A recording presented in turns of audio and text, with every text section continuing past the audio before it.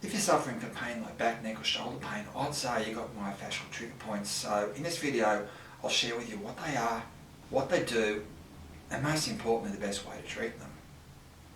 Now let's start looking at what trigger points are. Now they're those tender lumps in your muscles that shoot pain when therapists press on them. Now when they're small, you only know they're there when someone presses on them, but they slowly grow and can eventually start shooting pain on their own. So, how do you know if you've got trigger points? Well, symptom-wise, they can cause muscular pain and actually interfere with the way your muscles work, so you get reduced performance and easy fatigue. Now, trigger points can cause your muscles to be abnormally tight, so that reduces your flexibility. Now, it also makes your muscles easy to tear, and because of the constant pulling, they can hurt where the muscles attaches. Now, an example would be tennis elbow. Now, I mentioned before that trigger points can refer or shoot pain, and that's usually away from the trigger point itself. Now, this example shows a common problem trigger points in the upper trapezius muscle causing headaches. Now, the X's are the trigger points and the red is where they shoot pain to. Now, on a more general note, trigger points can cause chronic pain, disturb your sleep, plus, as I mentioned, cause muscles to be easily fatigued. Now these can contribute to a variety of issues ranging from being tired and run down through to psychological and emotional problems. So they're the symptoms. Now how do we diagnose trigger points? Well, that's a good question. Now, a trained therapist can find them in 2 seconds flat, but they don't show up on any laboratory tests or medical imaging, so a doctor will do a battery test and won't find them. And the diagnosis is to simply examine the muscle, looking for tight bands, tender lumps that shoot pain, and maybe the muscle will twitch when you press on them. Now if you want, you can do some stress tests where you stretch or stress the muscles, but that's about it. Now let's look at what causes trigger points. Now there's a shopping list of possibilities, but the big three are overuse, injuries, and reduced blood supply. Now, overuse is pretty common. Now that can be sports or an occupation where you're repeatedly doing the same thing. Maybe a tradesperson using their forearm muscles all the time, or even using a keyboard. Now, common injury causes are sports or some sort of occupation that involves manual labour. Probably the most important cause is reduced blood flow, and the big cause of reduced blood flow is tight muscles. Now, as you can see in this pic, tight muscles press on blood vessels, restricting your blood flow. Now, a lot of muscle tightness is caused by postural issues. Now, for example, if you're sitting at your desk leaning forward a bit, your neck and shoulder muscles will be tight, and that can be for hours. Now, another one can be emotional stress and tension tightening your muscles, and that's why trigger points are commonly involved with tension headaches. Now, the other major cause of muscle tightness is trigger points themselves. And trigger points tighten the muscle they're in, which squashes the blood vessels, cutting off the blood supply, and that makes the trigger points grow and more to start to form. Now, I'll discuss later that goes around and around in circles. So, how common are trigger points? Now, if you have musculoskeletal pain such as back, neck or shoulder pain, studies show that you're almost guaranteed to have them. Now, as an example, a study of office workers and blue-collar workers with pain in their necks and shoulder region found that blue-collar workers had on average 16 and the office workers had 17 trigger points. So what about if you've got no pain? Well, as I said before, they're growing for a long time without shooting pain. So as an example, one study of shoulder muscles in adults with no pain found that almost 98% had trigger points. Now of course that's just their shoulder muscles.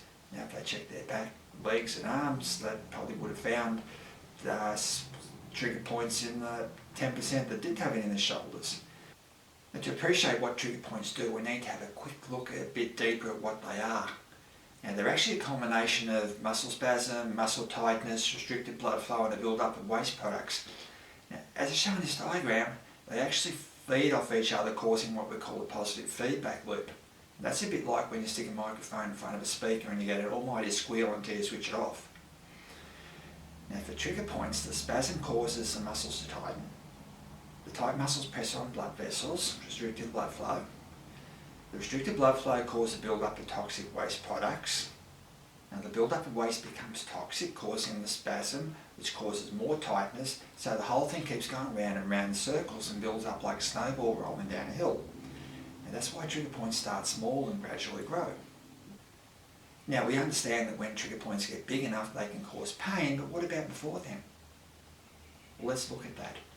Now, the muscles with trigger points are suffering from reduced blood flow, and part of the muscle is in spasm, already fatigued, so your muscle's not going to work as well as it should. Now, symptoms include tiredness, rapid fatigue, and pain on exertion.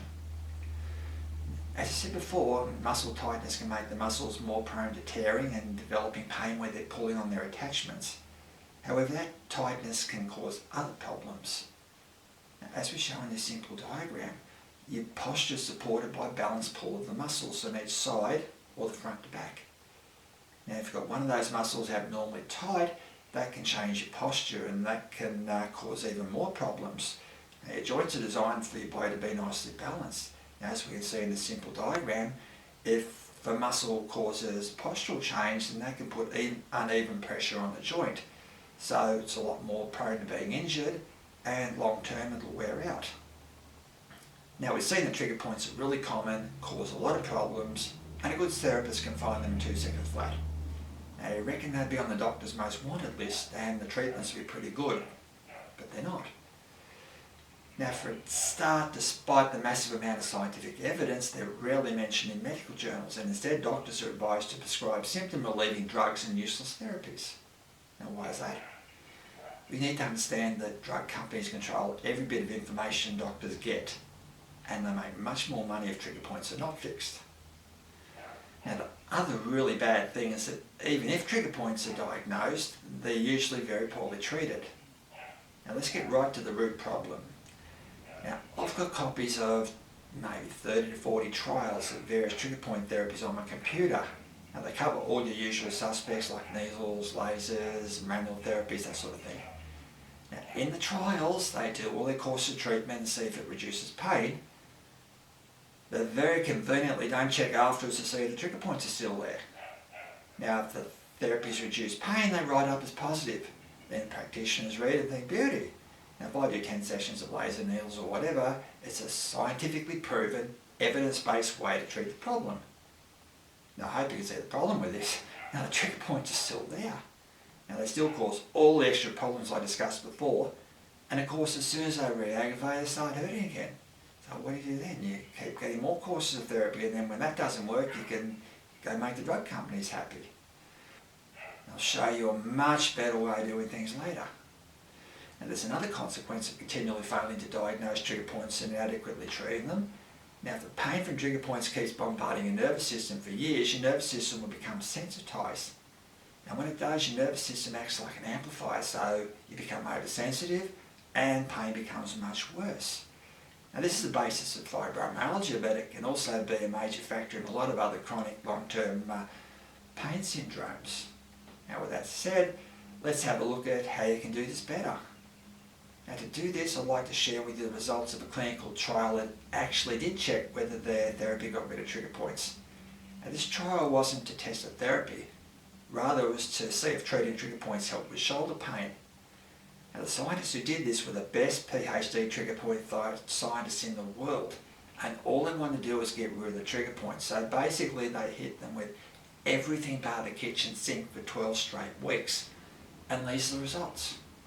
And the patients felt a lot better, but 2/3 of the trigger points were still there.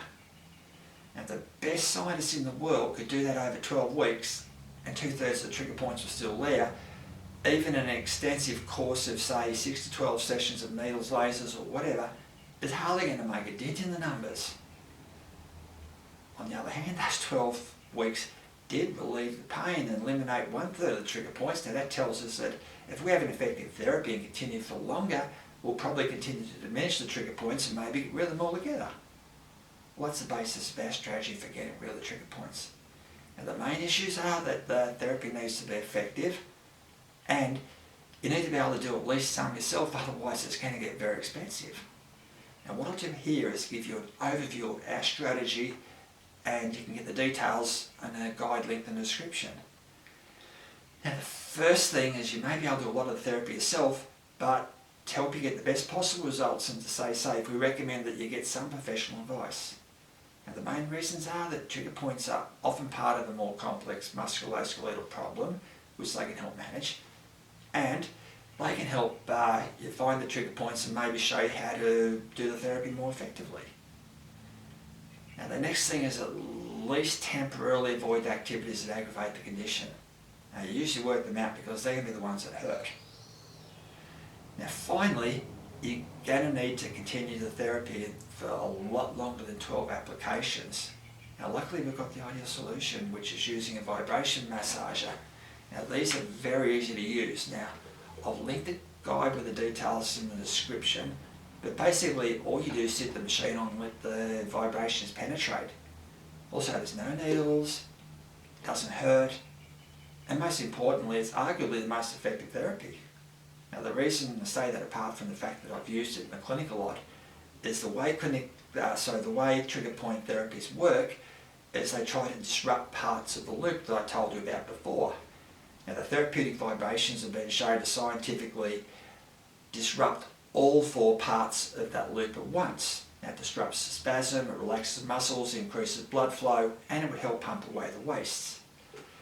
Now, the important thing is that you need to have a proper vibration massager. Now, there's some good options available, but not a massage gun or something you get at the department store or a pharmacist, so I'll pop a guide to that in the description. Now, if you have any comments or questions, please pop them in the comments. Hey, thanks very much for watching. It has been most appreciated.